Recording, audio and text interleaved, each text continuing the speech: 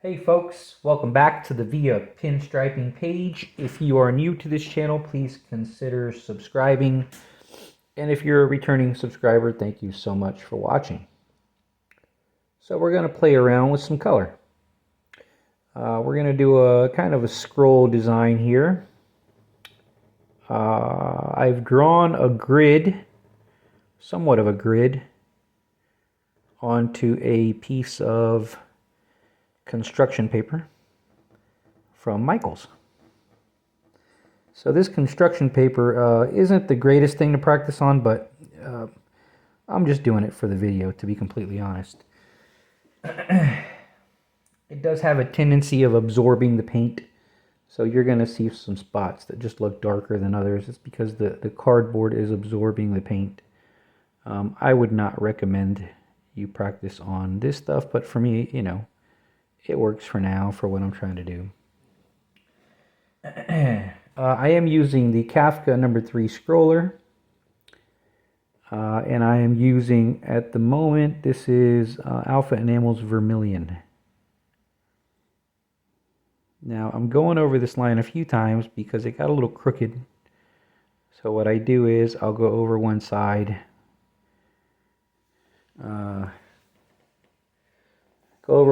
and kind of straighten that side up, and then I go over to the other side and straighten that side up. This is the first time I've touched the brush probably all week, so it's a good chance for me to make these videos and a good chance for me to practice. So again, I'm using Alpha Enamels Vermilion. As you could tell, I've done what they call a teardrop shape. I started pushing down and I lifted up as I went down. The grid is just basically the size of the ruler. And I try to make these grids nice, big, and open, because the smaller they are, the more confusing they can get, right? So I'm going to start right above the top square here, and I'm going to do another teardrop design following the middle one. And I'm lifting up as I go down.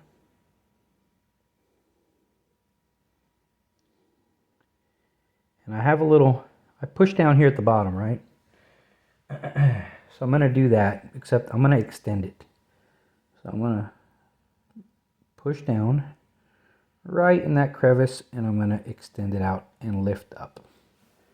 Give me that real pretty point.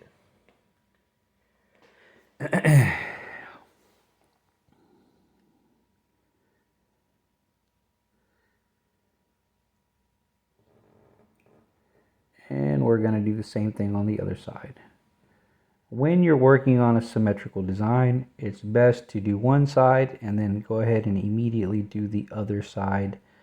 I do see some folks that are quite advanced that can do a whole lot on one side and then a whole lot on the other, but I am not quite there yet. So practice makes perfect. And as you can tell, I didn't do this all in one full stroke because, well, as I said before, the construction paper is sort of absorbing the color as I go down. So I really liked how impactful this is at the bottom, so I reloaded, and I'm going to do the same thing here. I'm going to grab it, I'm going to push it in, and lift up, out, and back in while I'm lifting. It gives me that real pretty kind of, almost like horns at the bottom. All right.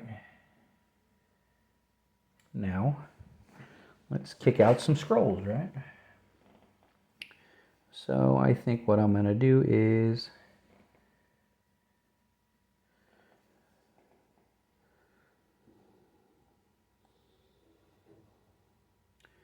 I think I'm just going to come from here. I'm going to go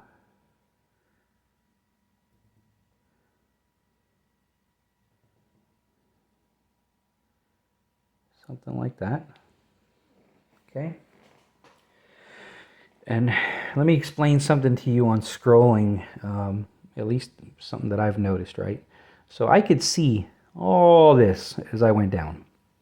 Now I probably could have seen this section if I didn't have the camera in my face, But I have the camera at my face, and I didn't want to really like lean all the way over here to be able to see this. So I literally, from here to about right here, couldn't see anything because my hand is in the way, right? I'm feeling this. That's where all the practice comes in. So there was 40% of that. I was blind completely. Keep that in mind.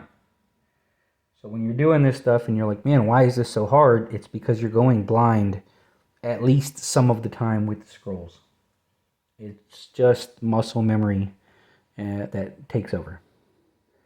Right. So now I see that there's like a small gap between my line and where I started. And there's another line here, so I'm going to try to start that same gap. Right. And I'm going to try to keep the same shape. I see that I'm going to go down. Looks like I'm crossing right at that intersection. Right. Coming up. Maybe 1/3 into the block. Right. Coming up 1/3. Right above the line. And coming back in, probably ending about right there. That's what I'm thinking when I want to mimic this circle over here. It's more of an oval. And also I'm considering my brush load, right? How did I have my brush loaded before? Right, so let's do that. Come around, try to keep the same distance. Try to hit my little marks there. I'm blind at the moment. A little bit high, but acceptable. Right, and then I kind of push down. I push down and lift up just a hair to give me that. So not terrible, but not spot on. It happens. Right.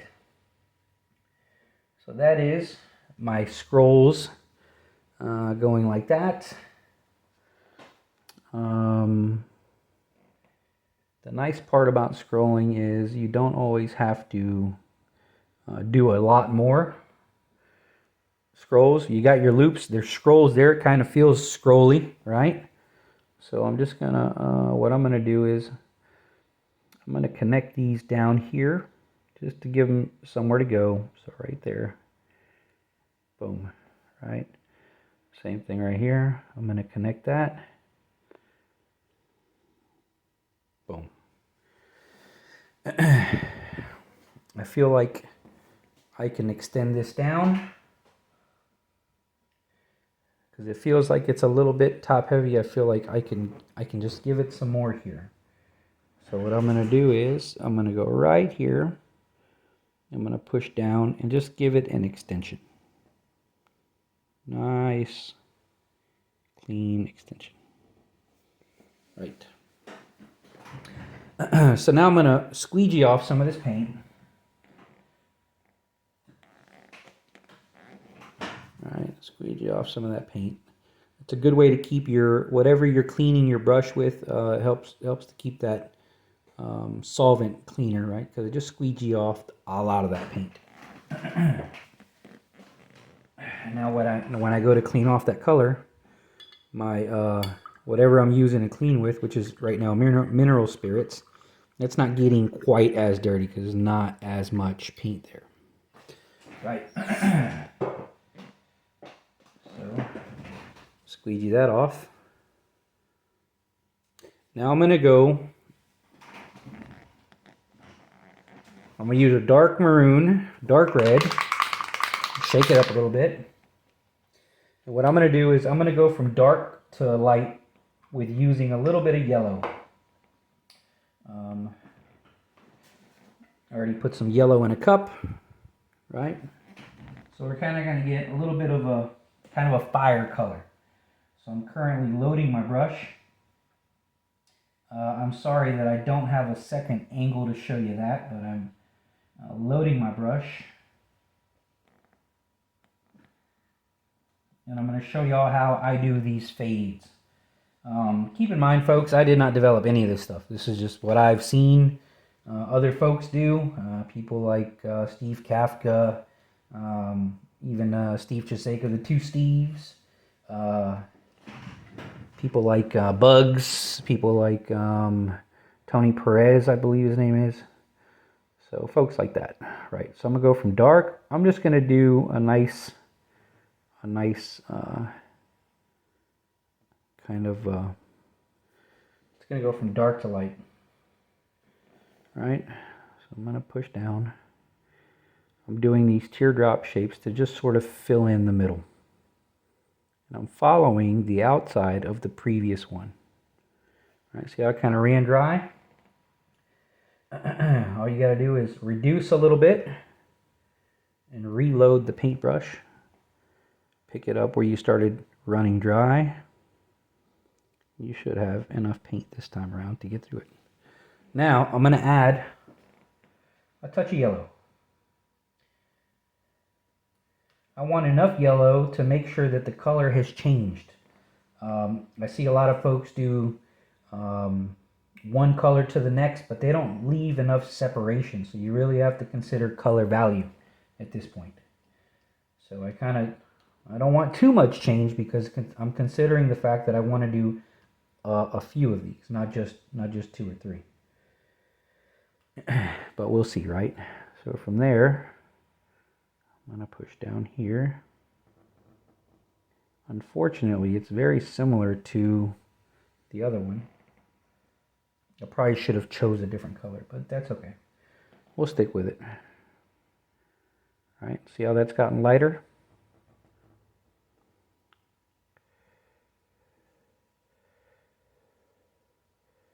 All right, now I'm going to add a little bit more yellow.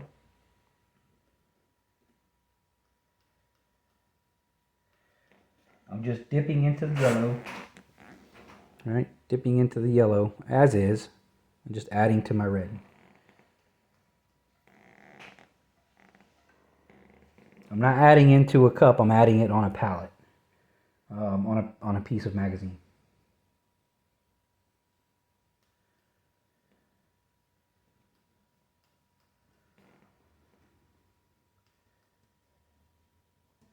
All right, I'll do another one right here, another one right here, and I'm going to add a little bit more yellow. At this point, I'm running pretty low, right? I only got so many more.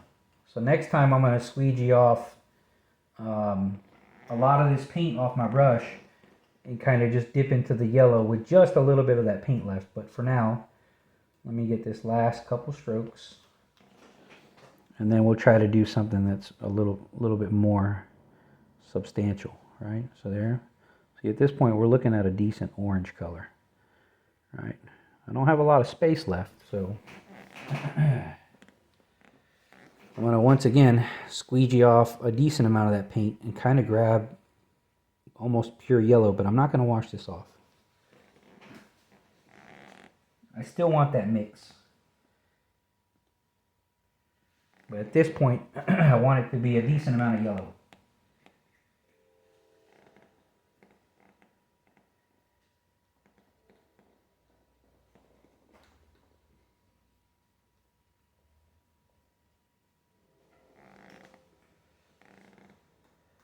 I'm doing this as quick as possible so y'all can see the effect.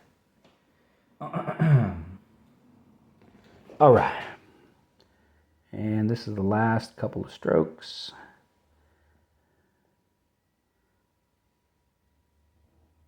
Right, and then sometimes, just to make sure I have a little bit in the middle, I try to find this center and I just drop some of that same color right down the middle. That way it kind of isn't just on the outside. It just gives it a little bit of life in the middle there. Now, it's pretty nice as is. Another thing you can do, and I'm just adding a little bit more yellow. This is going to be pretty far yellow at this point. I'm paleting it in real good. When you palette this stuff, folks, make sure that every single hair on the brush is covered. And make sure that you're paleting all of your little section, whatever section you're paleting, make sure it's all nice and smooth and creamy. You don't want it so tacky that you can't run it to the joint. So what I'm going to do is I'm actually going to turn these into sort of a little burst circle, right? So I'm going to go like that. And I'm going to create an arc that kind of goes all the way around. Let's see if I could do a decent amount on this side and follow it on the other side, right? So it was 1, 2, 3, 4 to finish. 1, 2, 3, 4 to finish.